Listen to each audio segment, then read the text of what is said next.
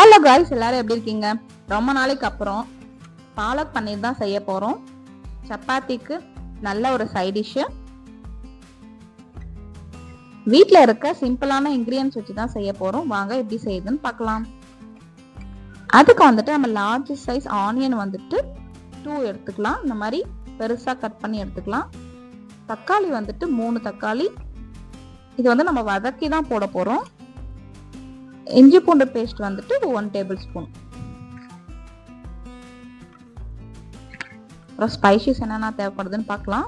பட்டை வந்துட்டு 3 துண்டு, கிராம்பு, ஏலக்காய், அப்புறம் முந்திரி வந்துட்டு ஒரு 10 பீஸு, அப்புறம் சீரகம் தேவையான அளவு, அப்புறம் பெப்பர் ஒரு 20 பெப்பர். பட்டர் வந்துட்டு ஆப்ஷனல் தான், இருந்தால் வீட்டில் இருந்தால் போட்டுக்கலாம், அப்படி இல்லைன்னா வேண்டாம்.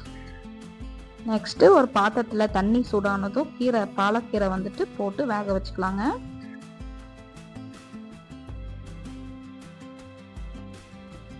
இப்போ கலர் கிரீன் கலர் வந்து சேஞ்ச் ஆகாமல் இருக்கிறதுக்காக சுகர் கொஞ்சம் ஆட் பண்ணிக்கலாம். இப்போ நல்லா கலந்து விட்டு நல்லா கீரையை வந்துட்டு வேக வச்சுக்கலாம்.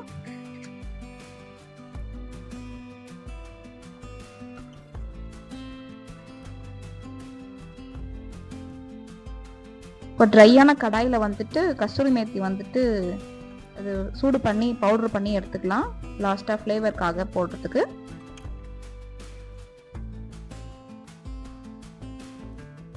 இப்போ கீரை வந்துட்டு வெந்துருச்சு. இப்போ நம்ம ஃபில்டர் பண்ணிட்டு நார்மல் வாட்டர்ல வந்து போட்டு வச்சிடலாம்.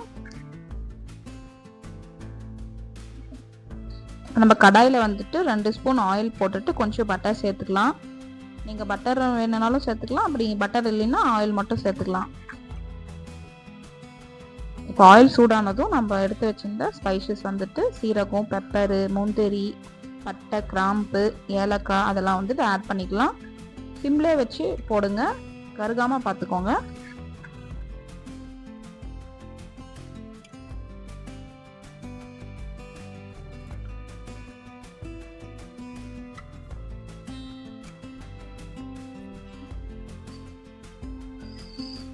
இப்போ வந்துட்டு ஆனியன் நம்ம பெருசாக கட் பண்ணி வச்சுருந்தோம் இல்லைங்களா, அதுவும் ஆட் பண்ணி நல்லா கொஞ்சம் ஃப்ரை பண்ணிக்கலாம். மீடியம் ஃப்ளேம்ல வச்சு ஃப்ரை பண்ணிக்கோங்க.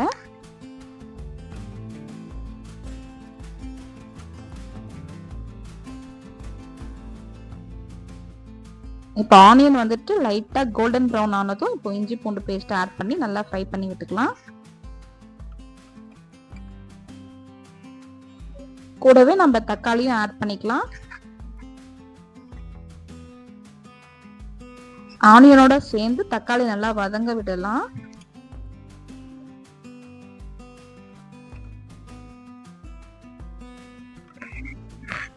இப்போ 2 ஸ்பூன் வந்துட்டு சில்லி பவுடர் ஆட் பண்ணிக்கலாம்.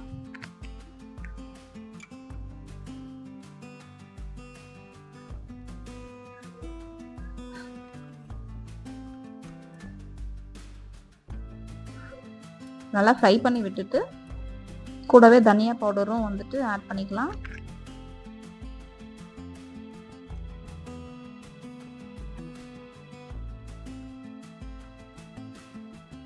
நம்ம போட்ட மசாலாஸ் வந்துட்டு கருகாம இருக்கிறதுக்காக நல்லா கலக்கி விட்டுக்கோங்க. நல்லா வதங்கினதும் அப்புறம் வந்து தண்ணி ஆட் பண்ணிக்கலாம். இப்போ மசாலா வந்துட்டு நல்லா தண்ணியில் கலந்து விட்டுட்டு இப்போ மூடி போட்டுட்டு ஆனியனும் தக்காளியும் நம்ம வேக விடலாங்க. அது வேகிற கேப்ல இது நம்ம கீரையை வந்துட்டு ஃபில்டர் பண்ணி மிக்ஸி ஜார்ல போட்டு அரைச்சி எடுத்துக்கலாம். இந்த மாதிரி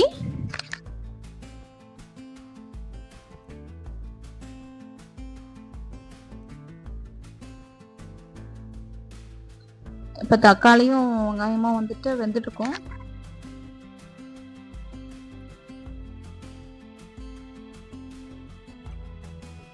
இப்போ அதை வந்துட்டு தண்ணி இல்லாமல் ஃபில்டர் பண்ணி பிளேட்டில் போட்டு ஆற வச்சிடலாங்க.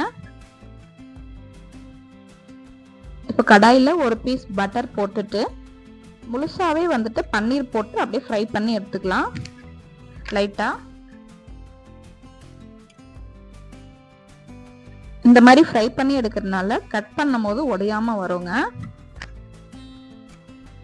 அப்புறம் இந்த வெங்காயமும் தக்காளியும் நம்ம இதையும் அரைச்சி எடுத்துக்கலாம். இந்த மாதிரி ரொம்ப லாங்கா போற மாதிரி இருக்கும், ஆனா ஈஸியா செஞ்சிடலாங்க.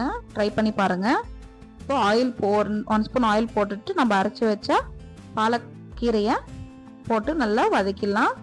இப்போ அது கூடவே நம்ம அரைச்சி வச்ச மசாலாவும் ஆட் பண்ணிக்கலாங்க.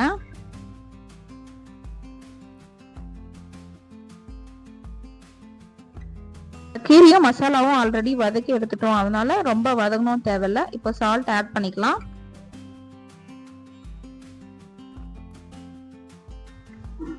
இப்போ நல்லா கலந்து விட்டுட்டு இந்த கொதி வர டைம்ல பன்னீரை வந்து ஆட் பண்ணிக்கலாம்.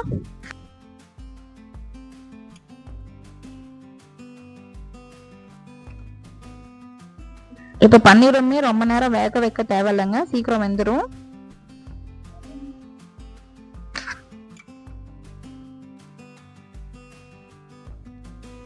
லாஸ்டா ஃப்ளேவருக்காக நம்ம பொடி பண்ணி வச்சிருந்த கஸ்தூரி மேத்தி வந்து ஆட் பண்ணிக்கலாம். இதுவும் ஆப்ஷனல் தான், வேணாம்னா விட்டுடலாம்.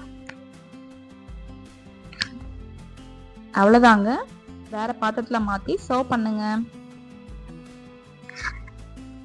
சப்பாத்திக்கு பர்ஃபெக்டான சைட் டிஷ்ஷாக இருக்குங்க. நீங்களும் இதே மாதிரி ட்ரை பண்ணி பாருங்க.